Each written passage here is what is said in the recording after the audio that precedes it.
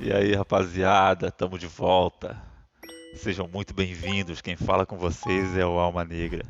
Quando eu me mudei aqui para a zona oeste do Rio de Janeiro, eu precisava recomeçar minha vida em relação a amizades. Eu tinha aproximadamente uns 26 anos. E aqui mesmo no condomínio que eu moro hoje, eu conheci um cara que eu vou usar ele como modelo para o nosso papo de hoje. Era um cara mais jovem que eu tinha 26, ele tinha aproximadamente 22 anos.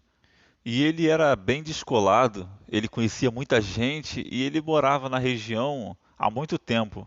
Para dizer a verdade, ele morava na região desde que ele nasceu. E esse condomínio é perto de uma favela muito perigosa aqui na zona oeste do Rio de Janeiro. E ele foi criado nessa favela e seus parentes moravam lá, moram lá até hoje. Então ele tinha um lado da malandragem de um favelado, contudo também tinha uma boa educação. Ele falava bem, ele tinha assim um traquejo social para poucos. Simplificando, o cara era um verdadeiro 71. E para quem não sabe, 71 ou 171 é o número que faz referência ao artigo 171 do Código Penal brasileiro, referente ao ato de estelionato. Ou seja, quem é 71 tem algumas habilidades assim, como eu posso dizer, não muito altruístas. 7-1 é aquela pessoa aproveitadora que usa seus dons da comunicação e da simpatia para alcançar os seus objetivos. E assim era ele. Ele não tinha a menor vergonha de entrar num grupo de mulheres desconhecidas conversando e começar a conversar também. Ele entrava no meio como se ele já fosse conhecido das mulheres. E eu vi isso várias vezes. E nesse papo que ele tinha com elas, ele conseguia pegar umas mulheres gatas. E o mais impressionante é que ele não tinha nada para oferecer. Não era uma atração negociada. E na época ele não trabalhava, ele morava com a avó e andava na moto, né, do irmão dele. E quando a gente fazia aquelas festas, né, aquela resenha, ele nunca podia contribuir com nada, mas por ele ter muitos contatos, conhecer muitas mulheres, então a gente meio que tolerava ele. E é incrível, ele não gastava nada na festa e pegava só mina gata lá nessa festa. E ainda deixava subentendido para elas que ele era um dos patrocinadores. Cara, nesse tempo era full Blue Pill. Eu nem sabia o que era Red Pill, Big Tal nessa época. Fazia nem ideia. E na real, ele era um cara muito maneiro, um cara muito responsa e ele levava a gente no bico. Ele era muito boa praça. Aí só de exemplo, ele na festa pegava uma daquelas minas gatas, dava um rolê com elas na moto de um dos irmãos dele, ele tinha muitos irmãos.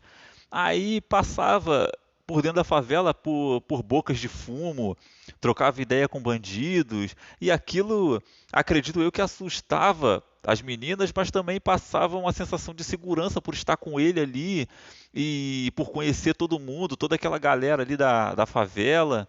Aí depois ele voltava, né, com a mina para casa onde a gente estava fazendo a resenha, subia para os quartos e chorava o branquinho.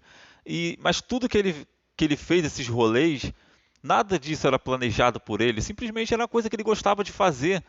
Por ele ser um cara que conhece todo mundo, boa praça, então ele dava esse rolê e acabava gerando fortes emoções, né, nessas mulheres. E esse é só um exemplo, porque tem muitos outros que, se eu comentar, não vai caber nesse vídeo. E continuando, no outro dia, ele não queria mais saber dessa mina que ele pegou, ele já estava desenrolando outra.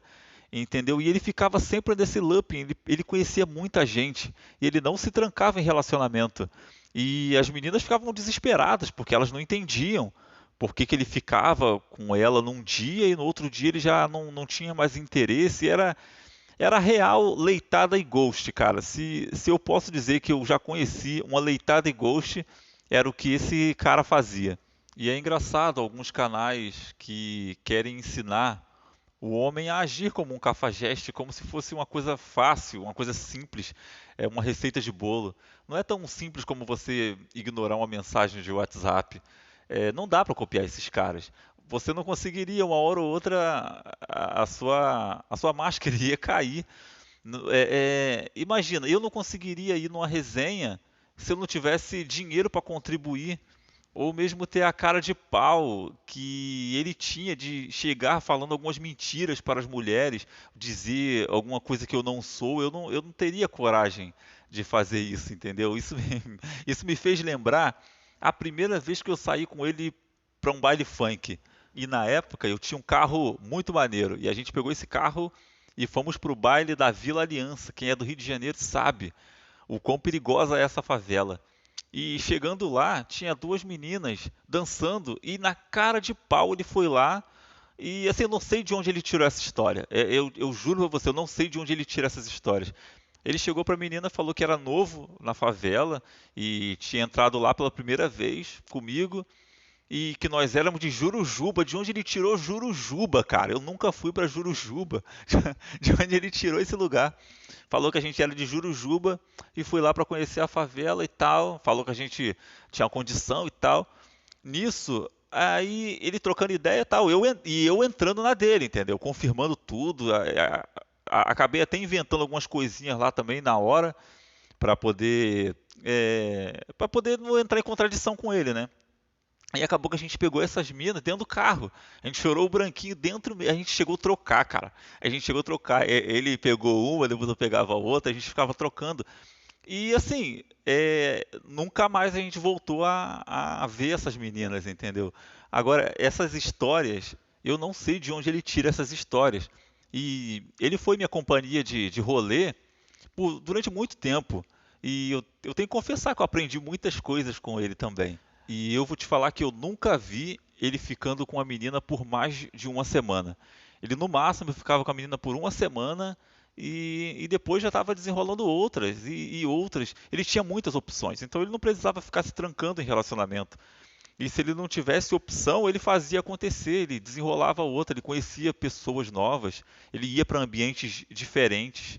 E a imprevisibilidade dele, a capacidade que ele tinha de gerar fortes emoções deixava a cabeça das meninas bugadas, porque as meninas não sabiam se eles iriam ficar de novo, se ele ia chamar para o baile, se ele ia chamar para alguma festa. Então elas ficavam realmente bugadas. E normalmente essas meninas, depois de sair com esses caras que geram fortes emoções, elas não veem mais graças nos outros caras, entendeu? É como se ela estivesse num parque andando de montanha-russa e depois ela saísse e fosse pro carrinho de bate-bate. Não tem emoção. E é por isso que essas meninas são chamadas de viúvas de alfa. E quem entende muito bem essa relação aí somos nós, flamenguistas, viúvas de Jorge Jesus. Jorge Jesus veio aqui, ganhou 5 taças, ele tem mais taças do que derrota, ganhou a porra toda, gerou fortes emoções no flamenguista e foi embora. O que vocês acharam dessa analogia aí, cara? É como se o Jorge Jesus tivesse vindo pra cá, puxado nosso cabelo, nos enrabado, deu 3 tapas na cara e meteu o pé. E agora o flamenguista não aceita outro técnico que não seja o Jorge Jesus. Aí fica essa campanha maluca: volta JJ, volta Jorge Jesus. Bom, hoje, 15 de maio de 2022. Hoje, Jorge Jesus não voltou, mas quem sabe vocês do futuro, quando estiverem vendo esse vídeo, Jorge Jesus já tenha voltado e quem sabe nos trazido fortes emoções outra vez. Galera, eu vou ficando por aqui. Se vocês forem novos por aqui, sejam muito bem-vindos.